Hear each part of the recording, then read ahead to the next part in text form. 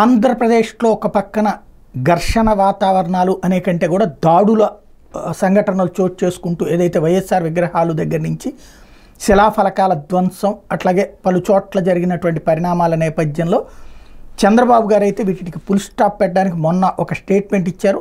ఆ రోజున ఆగినాయి అనుకున్నాం, కానీ సాయంత్రానికి కొనసాగినాయి. అయితే ఇప్పుడు తాజాగా చంద్రబాబు గారు ఎన్డీఏ పక్ష నేతగా ఒకవైపున మరొకవైపున ముఖ్యమంత్రిగా ప్రమాణ స్వీకారం చేసే ముందు ఇచ్చినటువంటి స్పీచ్, ఇకపై ప్రజావేదిక కూల్చివేత వంటి విధ్వంసాలు ఉండవు, కక్ష సాధింపులు అరాచక రాజకీయాలు ఉండవు, దాడులు చేసి బాధితులపైన కేసులు పెట్టడం జరగదు, ఏ ఒక్కరి ఆత్మగౌరవానికి భంగం కలగదు, అలాగని తప్పు చేసిన వాళ్ళని వదిలిపెట్టే ప్రసక్తే లేదు, వాళ్ళని చట్టపరంగా శిక్షిస్తూ అన్ని వ్యవస్థలను ప్రక్షాళన చేస్తాం, మనది ప్రజాప్రభుత్వం, సానుకూల దృక్పథంతో పాలన అందిస్తాం, ప్రజాహితం కోసమే పనిచేస్తాం, ప్రతి అడుగు ప్రతి నిర్ణయం ప్రజల కోణంలోనే వారి కోసమే ఉంటుంది, స్టేట్ ఫస్ట్ నినాదంతో పాలన సాగిస్తాం, 4వ ముఖ్యమంత్రిగా ప్రమాణం చేయను తెలుగుదేశం పార్టీ అధినేత చంద్రబాబు స్పష్టం చేశారు.